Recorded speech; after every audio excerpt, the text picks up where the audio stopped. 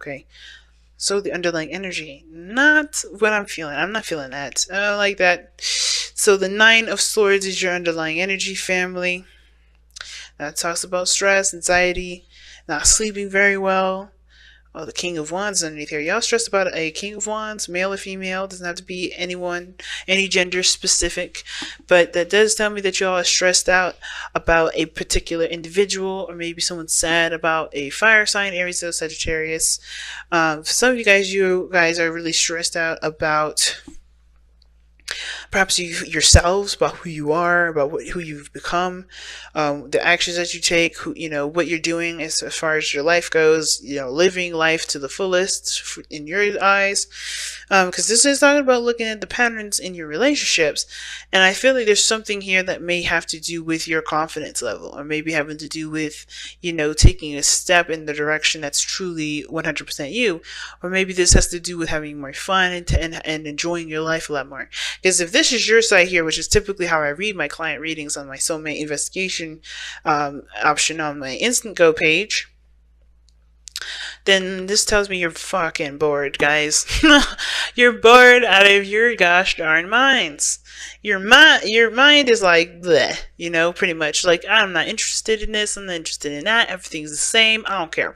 So when I see this card here, it's like, yeah, either y'all are just tired of living a very mundane life, which kind of can make sense, right? You're tired of living this mundane life, but I also kind of get this vibe from you guys that you're also not interested in kind of, you're unsure about how things will be if you did break that mundane life. The other person's kind of doing the same sort of lingo here. Like, they're very focused on doing the usual tasks, handling things. This is the way they're supposed to handle it. They're moving very slowly. They're also taking their time with situations. But I kind of get this feeling that this person is, looking to, I think it's weird. They see this relationship as something of great value, which is why it needs to take a very slow time for them, if that makes sense.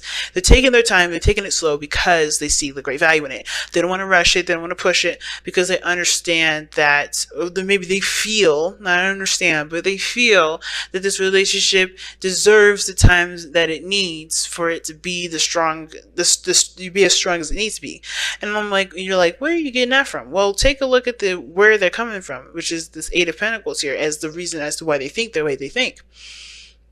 They, the reason why they think the way they think or act the way they act is because the Eight of Pentacles, they think that they're putting in great work. They think they're putting in hard, diligent work, and they think they're really putting in their elbow grease into this situation, right? I think they also understand that there is a need for work to be done here, because as a matter of fact, if they think they're doing it, then it's like, okay, where? Because they're waiting.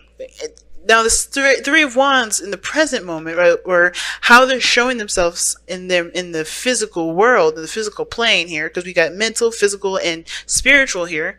How they're showing themselves physically, their actions, their behavior, their ego, they're waiting on something. They're expecting on expecting some return, expecting some sort of something to come back to them. Now, at the same time, it could be that they're preparing themselves for what's to come. So their mindset is already on. They're already like at work and just doing the things they need to do, and they're just waiting for the opportunity to present itself for them to do, to either offer something because they see something that they they want.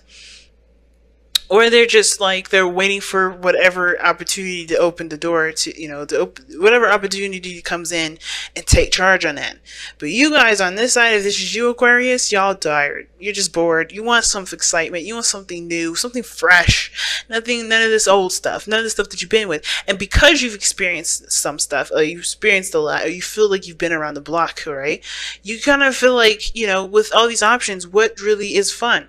And I think this is honestly not a bad card, the Seven of Cups, because it can influence ideas and new, dreams and fantasy. It doesn't, it's not a bad thing. Now, what I do see here is that for some of you guys, if you guys are really in tune to your intuition and you guys are tarot readers of your own, your own guidance system, whatever, which is awesome, and never downplaying that. Some of you guys may be having, it's not psychic attack dreams, but dreams where you are interacting in them. Like, there's something in regards to interactive dreaming somewhere, or dreams where there's like, where it's definitely affecting your either your day to day, your energy levels, what have you. Because you got here, the card for not really sleeping very well, and then you have the Seven of Cups, which is dreams anyways, fantasies. It's not reality, but you're trying to find what's real through the unrealistic, you know what I mean, through the glitz and glamour. It's like all that glitters card in this deck, but it's you're just kind of like trying to find what's the hidden meaning behind behind each of these cups, and if that hidden meaning behind that cup is truly what you want to pursue. So you guys are trying to figure out what makes you happy. Some of you guys are still in the process of kind of, figuring out, going through Fantasyland, trying to entertain an imaginative portion of your life, trying to at least generate some imagination to come up with, conjure. And it's hard to do when you've already experienced half of the stuff you experienced. So you're doing all this based on relying on what you know.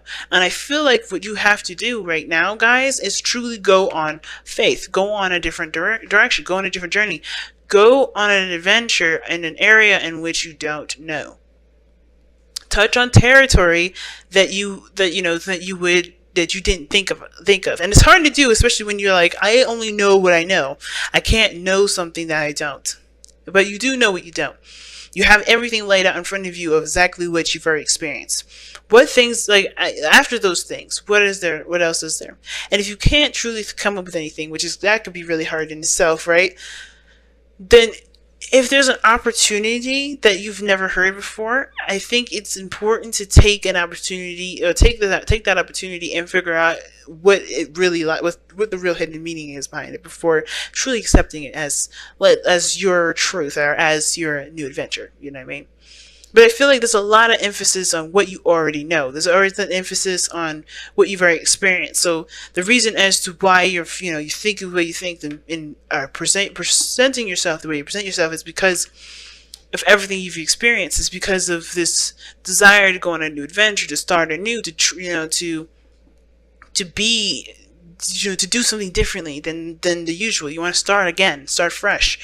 It's understandable that you want a new beginning, but how are you going to get this new beginning, right? It's like, what do you need to do? And it starts by what your patterns are, right? And I feel like ultimately your patterns and your behavior do need to change, not because you're doing something bad, but only because in order for you to start something new, it has to come from you first. It always does. And again, want to be 100% clear. Because I say that does not mean that you're doing anything wrong. Doesn't mean that you're causing yourself grief. Doesn't mean you're causing yourself disappointment. Doesn't mean you're causing yourself depression. None of this is happening. That's not what I'm saying. What I am saying, though, is that if you want something new, you have to tread in a different direction. You may have to do it by taking a leap of faith, because ultimately, as much as you probably want to have a bit more background before jumping into something, you kind of have to just take a leap of faith, because the Fool is coming up in your reading here, and it does indicate taking a leap of faith. Now, let's take a look at what brought you both together, which I find so odd, right? It's the Eight of Wands. And like, why is it odd? Well, because it's talking about communication, and I don't really see a lot of communication. I see a lot of waiting. Now, if this is a relationship in regards to waiting on somebody to respond, this person's waiting, and you're waiting. Like, either they sent out a message and you're waiting for this return, or you're trying to figure out what the fuck you want to do with that kind of message, because it could mean anything, and therefore they're waiting and handle their business. And in the meantime, as you're trying to figure out how you're going to respond to this. But I feel like their message may be something that you feel that you've already dealt with before. But I kind of have a sense of feeling that this person may be doing, maybe different, or maybe handling something different, or maybe this is going to be the same time around. But I think for some of you guys are very much aware that this is going to be the same shit over again. So it's interesting that the way you guys meet has a lot to do with communication, instant messages, back and forth communication, or that the fact is that you guys met during a time where things were really picking up speed, where things were moving very fast, where there was a lot of progression in your life. But the challenges that you guys face is the Five of Cups. So The Five of Cups being that this is a challenge that you both face, like if you notice, the person is person is looking at the Three Cups that you're looking at here, but this is spilt over. This is done. This in your mindset is still up. It's still something you experience, but this is done. This is gone. The challenge the challenge to me is weird because it doesn't feel like it's saying, yeah, the challenge is about moving on, moving forward from that. And I don't think it's the case because this is spilled and now it's gone already. And this one, you're still seeing this as like, something you've already experienced. And I feel like, yes, you've experienced loss already, but because you've experienced loss, do you want anything? Like, is there something that you want? Like, you don't know what you want because you don't want to experience loss, but you also do want to want. So you're still trying to figure out what it is that you want. It's in the air. But then you have the Two of Cups. So it's interesting, right? It's really interesting, this message, the challenge that you're facing, because it's not like a traditional Five of Cups message where, oh, you guys got to just get over it. Get over the old times. Get over the sadness. Get over the pain. Honor your emotions 100%, of course, but, what's lost is lost, but only you can do what you can do now with what you have. I kind of get that feeling that's not really the message. Because I feel like you guys are not dwelling over what's lost. You guys are more trying to figure out how you can do new things even after everything you've experienced, even if it was a loss, even everything that you've lost. Not that you don't want to experience that loss again, because I think a lot of you guys don't want to experience the loss again, but even if you did, it's a new adventure. And you're like, how do I do that? Like, you don't know exactly how to go about experiencing something different because you don't want to experience the same BS again, but you do want to have a new adventure. But the Two Cups behind you is almost like saying that there are solutions, but it starts by you shifting your energy, shifting your focus, shifting the energy back to you, shifting energy back to who you are, back to, it's weird. It's like not necessarily back to love, but it's almost like I don't know how else to describe this. It's like it's on the tip of my tongue, but it's almost like shifting the the eyes, your attention from these Three Cups that are spilled over to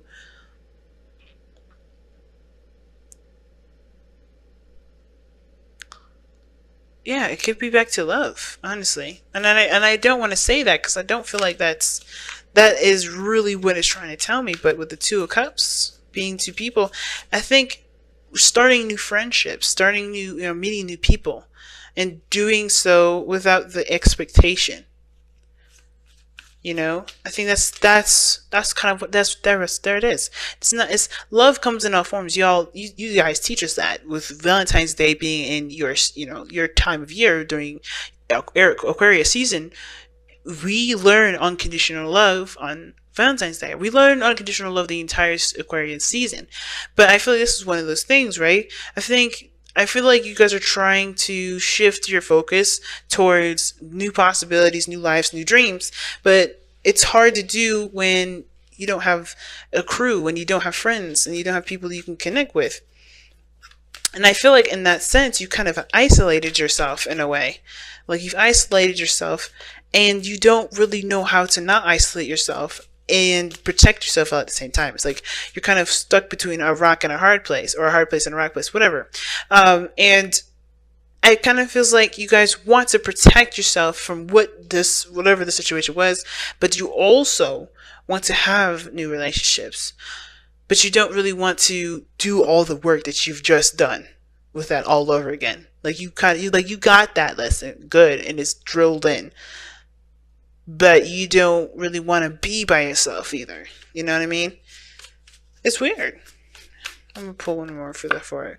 Yeah, Two of Pentacles. Juggling, trying to make a decision, a practical decision, and it feels like it could be about boundaries, man. Because the Two of Pentacles is about juggling, is either juggling stuff, making sure there's a balance, but it's like that, ignoring your emotions sort of bit. But I feel like you're trying to figure out what's worth the trouble, not really worth the trouble, but like you're trying to figure out which of these options are more valuable and worth pursuing to you, And that makes a lot of sense. Now, why does this person have the Eight of Pentacles as the reason? Wow, as the reason as to why that they're working so hard, or the reason why they have the Eight of Pentacles is the reason why they they're presenting themselves as the Three of Wands and the Knight of Pentacles, and it's because of the Six of Cups. Yeah, they know that there's work that needs to be done with this connection. And I think you guys are just trying to move on. You all have totally different stories here. But you guys have very similar stuff going on. Both of you guys are like waiting for some sort of epiphany or something to come in and click. Something to just make sense. But I feel like the only way for things to make sense is if you change yourself to make sense, if that makes sense. To make whatever you're waiting for make sense, you have to be the person that adjusts to what needs to change to make the sense. Because look at the pattern in your relationships, and then everything here with this person is action oriented, and all of this over here for you guys, if this is you guys, if you resonate with this at all, all emotion pretty much. Whoa. So let's take a look here and see what other advice or information we can get to kind of help tie this reading up. Regeneration. Wow, that's interesting. Because this is very similar to Judgment in the tarot, where, the situation may seem like, all is lost, there's not really much to recover. But then, the tree still, starts to bloom and starts to grow despite the volcano coming in and pretty much burning everything away, right? This is the life coming back from a situation that, you thought was dull, thought was over. And I feel like, so that's even more powerful, right? I think the thing is that you guys are bored and having a hard time figuring out how to start life again, because what had died is a piece of you that's gone with it, but you still have that fiery energy, you still have that passion, you still have that excitement. What we saw here with the King of Wands and the Nine of Swords, you are not the same person that started out with all this situation. Like, you've done the fool's journey millions of times, and you've gotten all those lessons, but you want to be that fool, but not that knows everything and doesn't have to kind of run into all those, crazy calamities again, right? The problem isn't the fact that you've experienced loss. It's like, how do you become the youthful, the youthful spirit that you are, that, how do you let yourself be who you are, and still like understand that everything still happens for, not understand everything happens for a reason, but still like pursue life as if you had no idea what was coming at all. How do you approach the situation in a very youthful way, but not be naive? So how can you embrace yourself completely, youthfully and all, and not be, and not make the same mistakes that you've done before, or not go in the direction that you've already experienced? How can you be the fresh new energy that's experienced, that knows everything, that's done everything? It's a hard one, family. And I feel like it's because, I feel like with regeneration, it's saying that you already are those things. You have this, you already are doing it. If you see yourself as already being that person that's youthful and energetic, that's been around the block, then there's really nothing more you could do other than to act like the fool is. Just go on a new adventure, just start something fresh. Pick a path, pick a journey, pick a dream, and then run with it and see how you like it. You can know the outcome of it, or you can trust that you'll be able, to trust that in the moment of everything that's happening, you'll allow your seasoned self to take care of you as you have your youthful side just exploring and be free and to be your youthful self, right? It's an interesting reading this time. And it's weird because the soulmate energy is very, how it's added into this almost feels alien to it, It almost feels like it's not even a part of this. It's like this whole reading is about one person individually, and the other person has a whole different mindset. But the way they're doing this too is like they're looking to repair something, or they're looking to build on a sort of relationship of the past. This person's issue here would be the original meaning I would have for that Five of Pentacles, Five of Cups rather, that you see here as the regular challenge for you, because this person is trying to relieve or like try to overcome the struggles or the loss of the past to really, you know, to reconnect with the person that they have, you know, that they still feel connected to, which is the Six of Cups. And I don't know what they're waiting on. That's the part that's interesting to me. What is this person waiting on? What is this person expecting?